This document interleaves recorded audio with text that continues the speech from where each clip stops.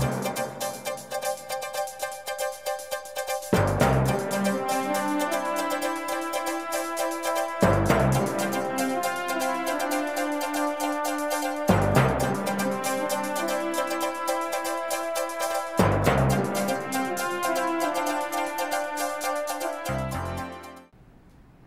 evening and welcome back to Sounding Board.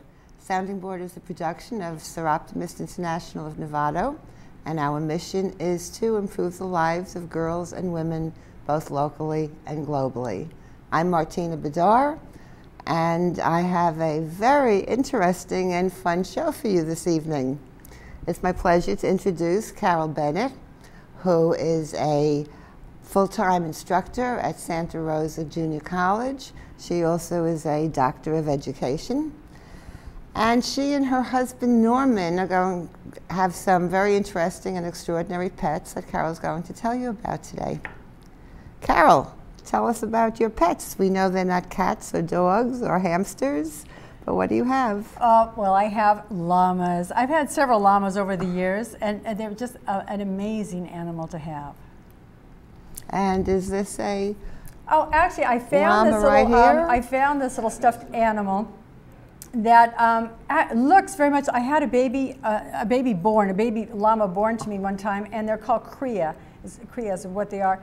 And this looks so much like the little baby that was born to me, except that the legs were a little skinnier and a little longer. But the coloring and the fluffiness and the sweetness and just about the size was just about like this. And it was just such a lovely experience. But when they sit, you know, they sit, it's almost like they're little double jointed, and they cush is what it's called, and they sit down like this. And then when it's really, really cold, they just sort of put their little nose down underneath, and they're just a little ball of fur out there. They are the sweetest animals. And just as cute as can be, just as cute as this little stuffed animal. But I'll put this on the floor for us. Is that okay? Just put him down. Sure. I've seen them. They're really beautiful. How did you get interested in owning llamas? Oh, gosh. Years ago, I was taking a drive out in the west side of Sonoma County in a little town called Petaluma. We all know where Petaluma was. And there was this funny sign that said Pet a Llama in Petaluma. And so we stopped and I went in there, and they were, just darling llamas. I fell instantly in love with them, and I thought, I want one. Well, you can't have just one. And so I thought, oh, this is going to be a bigger investment than I thought. So I changed my mind. And years later, I had a little bit of a piece of property that I had to keep the weeds down on. And some friends of mine were going to give their llamas away because they had to move someplace, downsize their home. And they gave me the 3 llamas, and that's what got me started. That was my first batch of llamas. And then I had to move, and I gave them away, and the same thing happened again. And so now I am back here in Novato, and I happen to be right next to the open space, Marin's open space. And the fire, when we moved in there, the fireman came along and said, you know, you have a responsibility to keep the weeds down and keep all the trees trimmed, because you cannot have any fire ladders next to open space. So for the first couple of years, we hired some guys to come and take care of all that. Well, it got to be kind of labor intensive and expensive. And I said, Norman, for the same price, we could probably get some llamas. And then I'd have my llamas again. So that's where I am. I'm back with llamas again, and I love them. And do they do a good job of clearing the land? Fabulous. In fact, I have a 5-acre parcel, and about 3 acres is probably fenced for them. And with the 3 llamas I had, they almost overgrazed it. So I did have the opportunity to donate one of my llamas to Santa Rosa Junior College, where I work. They have a great big farm. It's called the Shone Ranch, 300-acre ranch out in the north part of Sonoma County. And so I donated him out there, and he's a guard llama now for the sheep herd. So that's what his job is now, and I got a report yesterday that he's doing just fine. Wonderful. So I'm happy for him. You mentioned you can't have only one. Why is that? They're herd animals, and they just don't like being alone. So I now have the 2 girls, and anyway, that's what I have now. And yeah, you just can't have one. They're herd animals, and they like to be with others of their kind. Now, you have an interesting substance that you share with people who want to garden or who have home plants. You want to tell us about well, this? Don't get too close. Actually, they look like blueberries. They do. They look like really berries. do. Don't mistake them. In fact, it was kind of dangerous putting them in an edible dish. But anyway, what what I want to preface this with is that llamas are genetically potty trained. They're genetically potty trained, and once they poop in a certain space, they always return to that same spot to go. So it makes it very easy to pick up their poop, or llama beans as we call it, llama beans, and not lima beans, but they're almost the same size, a different color. And but what's really nice about them is that they become nature's finest organic fertilizer, because there's hardly any smell to them. You're sitting right here. There's absolutely no smell. There's no smell, and they're easy to handle. They don't all crumble up and everything. And so you can use them as buy them in quantities and mulch it into your, into your soil in preparation for your spring garden. Or you can actually pack them around a plant afterwards, because they're not hot. They're not so full of nitrogen that they would burn a plant. The idea of having them on top of a plant or a pot, and I do this inside the house on my house plants even. I put the beans right around the pots, and you can see them. I mean, they're sitting right there, but you can see the beans. And then when I sprinkle them, or however I water the plants, then it naturally percolates down. Another way of using them is what I have here. We call this llama bean tea. And I only set that out yesterday, so it really needs a couple more days to really get its full intensity. But I just, what are there? About maybe a dozen llama beans in there. And so the llama beans I've put in here with some water, just set it outside in the sunshine, just like you'd make some sun tea. Now, will they eventually dissolve? No, they just go to the bottom and sit there. And maybe they would eventually, I don't know. And then what you can do is use this and pour it over plants, as a liquid fertilizer. So there are different ways you can use it. They're really great, and they don't, like I said, they don't smell. So they're really easy to work with.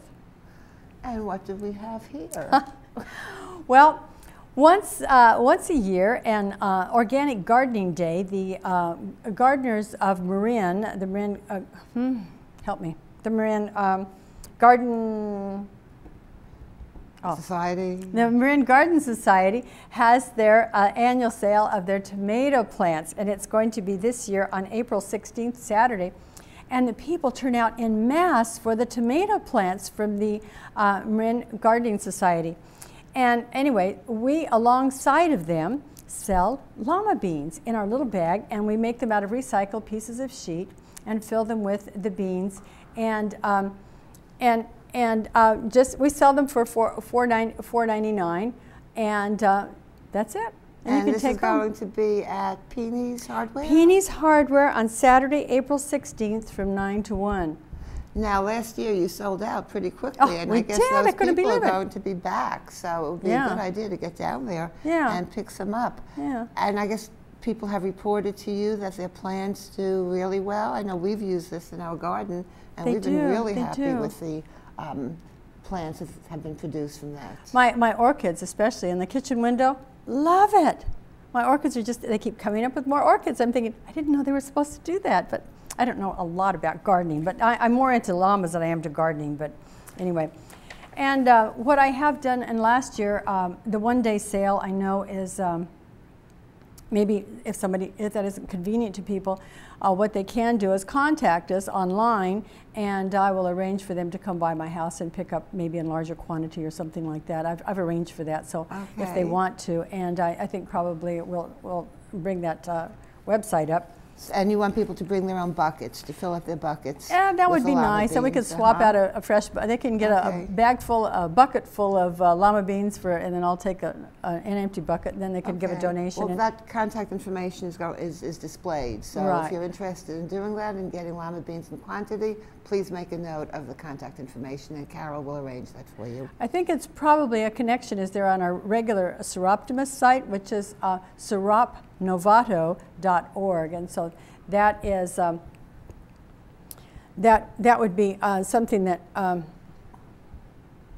would be a way to connect if it isn't. But I know that that our crew will be sure and put a website on the screen in just a few minutes. I'm sure there are a lot of gardeners out there, so this is definitely something that would interest them in improving the size and the production of their plants. Right. Wonderful. Right. Yeah, people I've had people stop me in the streets, actually over at the gym where I belong, people are starting to say, isn't it time for the llama beans to be sold again, because we want to make sure we get some this year, or they want more or whatever. So they're pretty, yeah, they're pretty successful. Okay. I know, I've seen you with your wheelbarrow bringing the llama beans down the hill. My poor husband, that's the part of the job he does. We go up there. No, I saw you with the wheelbarrow last year. And I said, go Carol, go Carol. Okay, and we're going to give you more information about the when and where of the llama bean sale, but again, you can get that information for soropnovato.com. Yeah. Okay, well, we know about llama bean poop. Tell us now something about the nature of llamas. Yeah. They are really interesting animals. And I just want to backtrack for a second.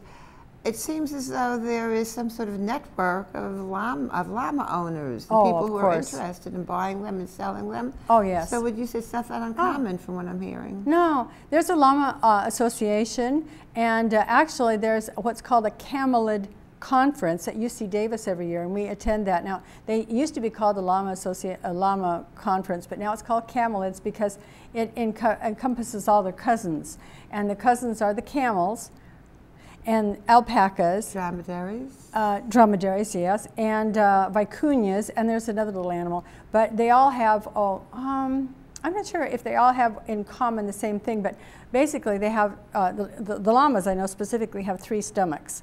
And so they're just, you know, churning this stuff up all the way. That's why it's such good fertilizer, because they're just working this stuff over and over and over in their little systems and pulverizing it, whatever. So it's, you know, it's, there are the veterinarians who specialize in camelid issues then come to this conference, and I've been to it a couple of different times. It's fascinating to attend because people share their challenges with the critters, and you know what happens and what you can do.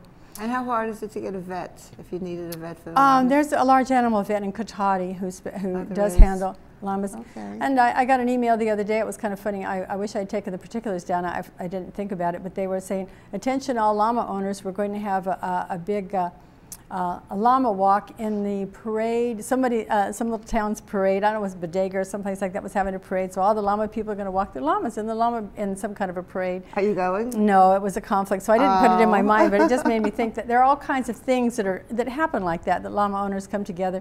I did join a lot of other llama owners one time before when we took a hike up in Annandale Park, and we all met. There were about 30 or 40 llamas. It was hysterical. And we all walked our little llamas up there. Some people are into packing.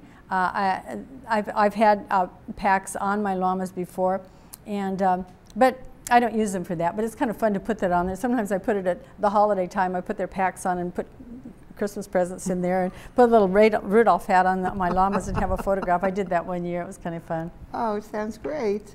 And you do walk your llamas. You walk them around your neighborhood. You know, llamas are very easy to train. I think they must be very intelligent. You know, they don't communicate with you, or with me, I should say, like dogs do. You know, that you don't have that kind of communications because they don't make a noise. That's something else. They're very quiet animals, and they're very dignified and very quiet. And the only time they make a noise is if they're stressed about something, unhappy. And the funny, they hum. It's like that's the kind of noise they make, and you know they're not real happy with what's going on at that moment in time, but that's okay. You know, they get through it, but that's their only way of communicating. So they don't have a tail that wags, so you don't really know what they're thinking. So they don't bark, right? No, they don't bark, and so it is kind of different to communicate with them. But they must be intelligent because they're very easy to train. And the first thing you have to do is get the halter on them. Now that can be a challenge. And I watched these great big guys on the farm try to muscle a llama, and that's not the way you'll ever win a llama over, is to muscle it. I call it muscling it and getting the halter on. That's not the way it is. I attended a workshop one time. It was called the Llama Whisperer. I remember the old horse whisperer, same concept. And what this guy taught us, it was amazing, the techniques that you could learn by, and again, we're working with prey. This wouldn't work with predators, but with prey. Prey do not like eye contact. And so prey animals are rewarded when you look away. Interesting. So as soon as the animal starts to do what you want it to do, you simply look away. So they feel safe? Yes, yes. And so then you sort of inch up to them, and then you get the halter a little closer, and pretty soon it's on their face. And once the halter's on, it's like, oh, they get it. They're supposed to do something. And it takes maybe 3 or 4 walks with them, and they just sort of walk along behind you. It's so easy. And when you have the halter on, with their halter and a little lead, when you want them to come, you just give a little tug, and that gets their attention. And then the reward is to give them slack. Always have a the slack leash. Again, safe. Yeah, and they just sort of just come right along, and they're so sweet. The first time I took my little baby out, my Lovey, I call her Lovey. She's a little girl. She was not very experienced with life, you might call it. And things like a plastic bag would freak her out. You know, just anything would freak her out. But now she's been on many walks now, so she doesn't get upset anymore. How are they with cars? Well, the first time, it's a big, that's a big animal coming down with this growling. You think about that. It's a big animal that growls, but it doesn't bite. So then eventually they get used to it, and then it's okay. Okay. Yeah. And what about other animals you might see in the streets? People walking their dogs? Well, dogs are an issue, because dogs that are off a leash, and the problem I have with dogs is I'm afraid the llamas are going to hurt the dogs more than the dogs are going to hurt the llamas, because they will, their back foot is so lightning fast, and they could really do damage to a dog. That's their first line of defense, kicking? Their first line of defense, right. And when you're talking about line of defenses, Martine, I do have to get to the issue that people always say, oh, don't they spit? And so we need to talk about that, because my llamas have never spat, is that what you would say? And never spat at anybody. And I always say that llamas, in the same way that all dogs don't just go bite people. That's their a dog is the last line of defense for a dog is to bite. And if they've been mistreated, they're probably likely to bite. If they're psychologically not right, they might bite. But most of the time they don't run around and bite people. Well, the llamas are the same way. They're not going to run and spit unless they have a real reason. That's really the last line of defense. I will tell you a story about one llama that I saw not far from here. I think he was kind of to the end of his life, and he was a mean llama. And he was in a cage, isolated. And I thought, oh, he's so pretty. I wanted to go see him. I ran over, and I could see his little jowls filling up with saliva. Oh, he was intense. He was going to get me big time. And as soon as I saw those little jowls working up that guck in his mouth, he was getting ready to spit at me, and I just turned right around and left. So you knew what was happening. Yeah, he was not a happy guy. Now it's not just saliva. You had told me before. It's a heavier substance. It's a big crud. It's a big goober. Yeah, and they also run. They try to run away. Oh, they're fast. Very fast. Lines of defense. Okay. They don't have top teeth, which is interesting, so they don't bite. No, they don't bite. They're grazers. They pull, the grass up. They get a hold of the grass, and they give it a twitch of their head, real fast, and it just sort of breaks it off. So they don't really pull it out of the soil. They just sort of break it off. So it leaves it's nice to the grass that's there. It just leaves it there. I will have to say they also eat all my garbage. They love banana peels.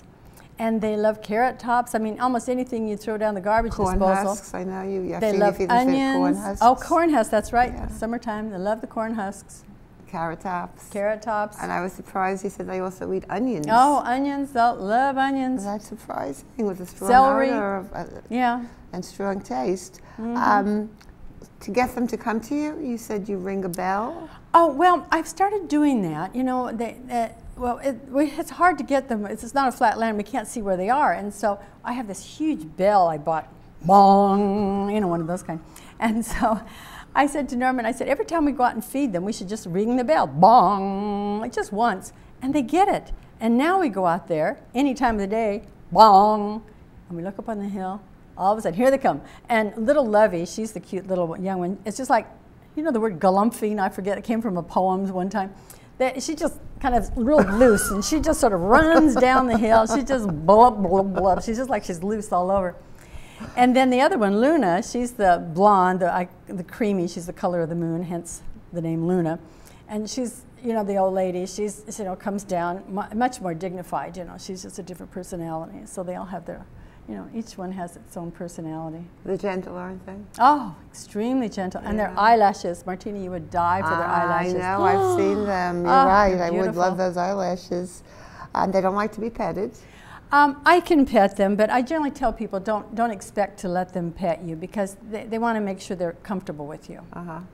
And when I'm with children, and children love to come over and visit the llamas, and I have to be careful with the children to make sure that they don't go around on the back side, because you never want to come up to it holds true for any animal, you never want to be on the back side of an animal when they don't know what you're doing back there, and then they'll kick, you know, and that could be hurtful for a child. So I always want to make sure and tell children when they're around the llamas will never hurt a child, they love children, but just to be careful on that back side.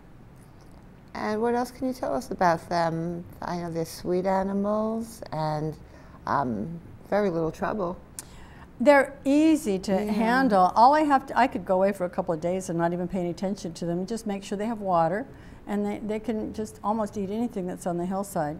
It's just wonderful. And they handle different climate, different weather systems pretty well? They're natural. They come from, well, actually, they say that there are traces of llamas here in North America many years ago, but most of the heritage that we know of is down in Peru, where they're up in the mountains with the snow even. So they're used to all kinds of weather conditions. They adjust very well. I think the thing we have to worry about in North America is that they don't get too hot in the summertime. So quite often there are people who go around and give them haircuts. Do you have them groomed? Do you have yours groomed? In the summertime. So there are people who come to your home and groom your llamas. How do they respond to the sound of the scissors or the razors? They don't like it. No, they don't like it. But it's okay. They get over it very quickly. They're compliant. And the woman who does it, Danielle Wagoner is her name. She's got this little company called Wagon Your Tail or something like that. It's so cute. She lives in Petaluma. She comes out with her portable gear and she puts up a little stall and takes them all. She's very good. She raises llamas. That's actually where we got our llamas, from her. So would you recommend people owning llamas? How much land do you need? Well, I would say half an acre be too constricting? Yeah, I think so. I've had them on that, but you know, then you have to feed them more. You know, they'll graze it down, and then you have to feed them. But if you it depends what you want to do with them. You know, it depends.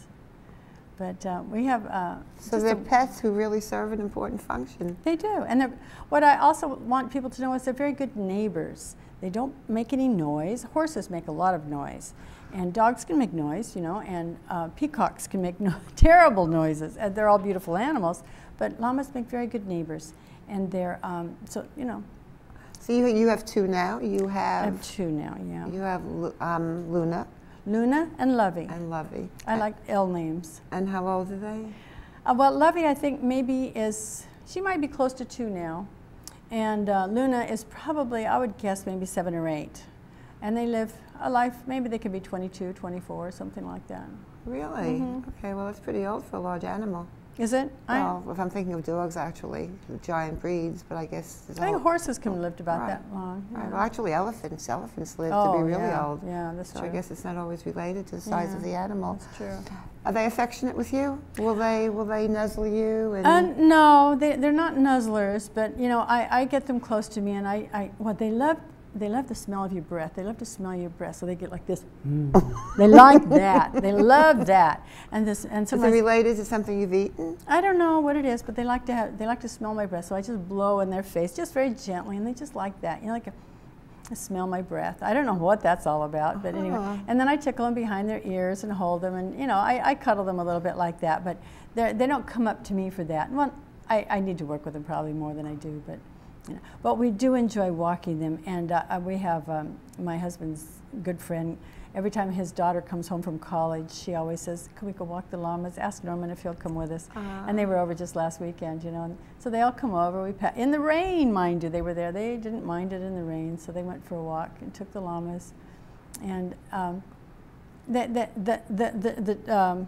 the teenager, well, she's more than a teenager, she's in her 20s, she and her boyfriend both walked the llamas, and Norman and his friend were way behind, you know, they just sort of were out of the picture. So it's easy for somebody who's a stranger to walk the llamas, that's kind of what I'm trying to say.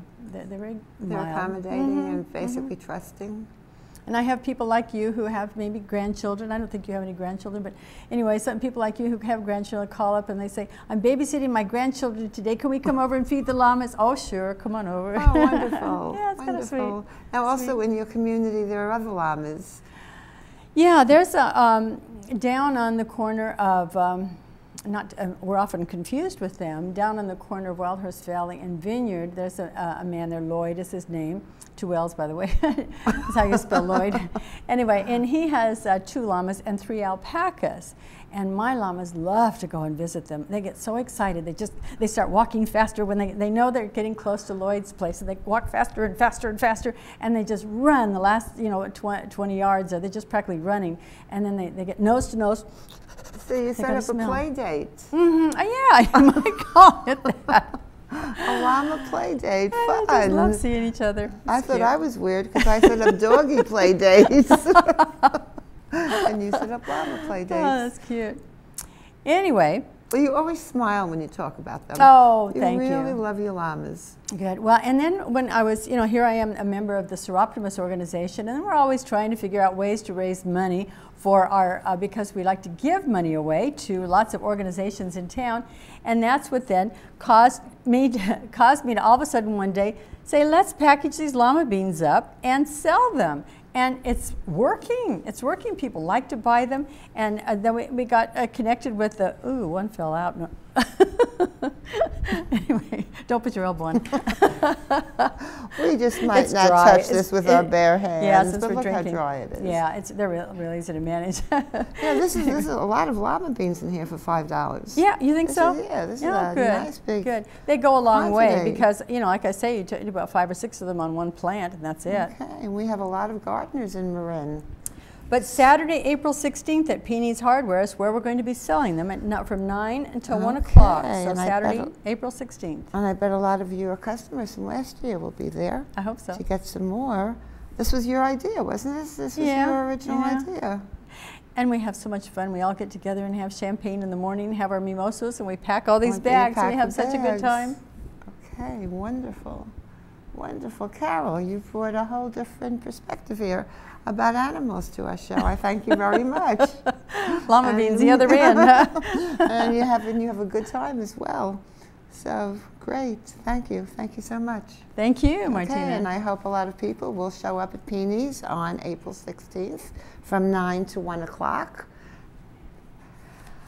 Okay, well, that pretty much winds up our show tonight. Carol, thank you so much. This is Carol Bennett. Thank you so much for being with us and sharing your world of llamas with us. Thank you. And I'm Martina Bedar. I want to thank the Soroptimist crew.